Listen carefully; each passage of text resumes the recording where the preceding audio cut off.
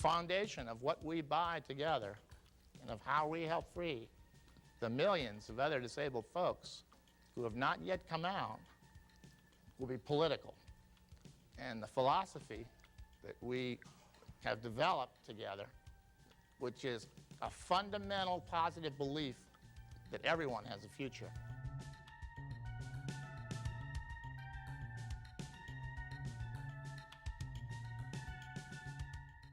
We recognized very early that the number one precept of independent living had to be that we had to teach ourselves how to fight. We had to learn the rules of rehabilitation, of welfare. We had to learn them better than the agencies knew them.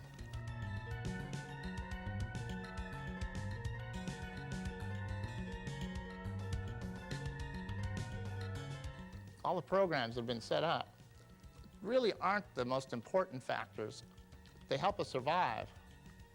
But when we help each other, when we model for each other, when we recognize that peer counseling, peer modeling, the kinds of things that we can do together, the kind of positive attitudes that we've developed, and the kind of future that we're beginning to develop for all of us and the folks that are going to come along, that's the most important thing.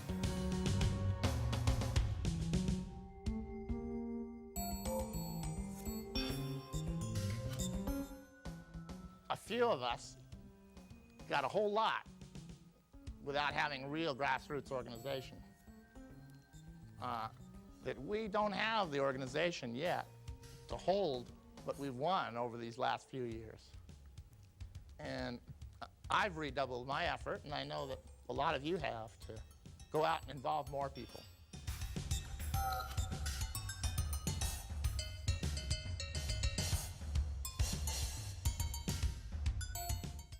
I urge you as leaders in the movement to be leaders in the political movement as well, to hold our political leaders accountable. Let's support those folks that have gone out front for us.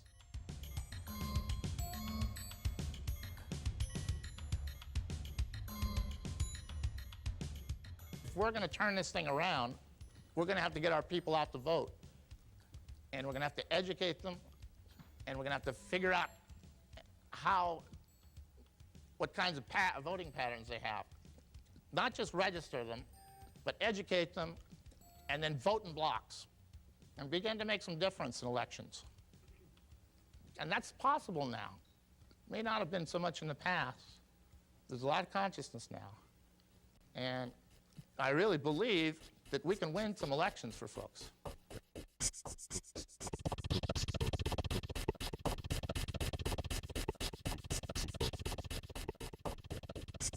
And when there's maximum danger, and when our programs are in the most jeopardy, there's also maximum opportunity to make changes in them, to fight for what we know we need, to make them more responsible to the needs of our people.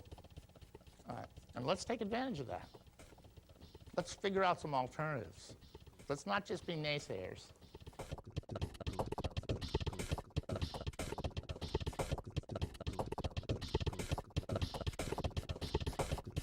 And we're going to develop leadership that has a fundamental difference, and that is it's inclusive.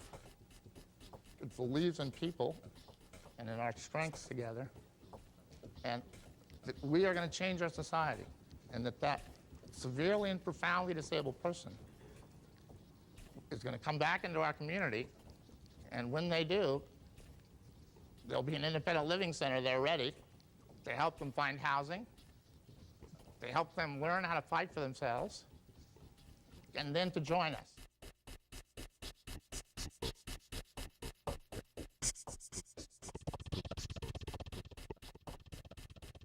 Together we'll form a movement that'll be unbeatable, literally unbeatable, because it combines the values that we believe that are under all of this bullshit. People really do believe that government has a role to play in helping those who have great need.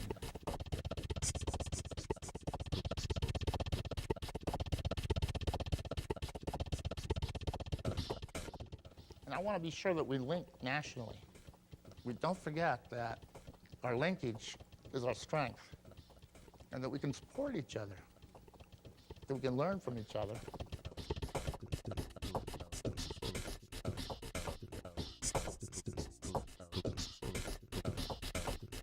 And just the interest that I see around the world, the interest in the disabled movement, there are going to be millions of other folks around this world that are going to join us in this.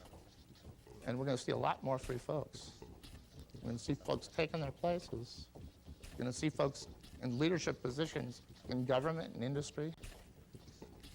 And when a young person becomes disabled or is born with a disability, we're going to see all kinds of folks around them that have succeeded and have recognized that you can take control of your life and you can be independent, but we're all tremendously interdependent. And that while I can reach out and help someone else, in doing that, it helps me tremendously. And I'm stronger for it.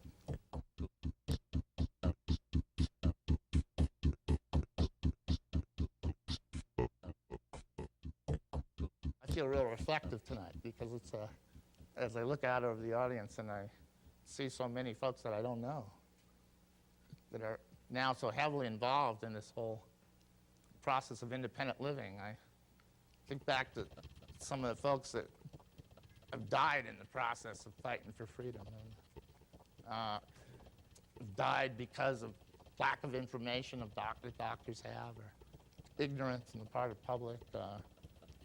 And I think of those heroes of the revolution that each of us can remember in our struggles for our own independence.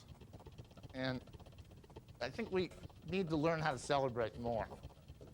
We get awfully pessimistic in the process of these fights, which become fairly dirty at times, and which have so much importance for the future of our people.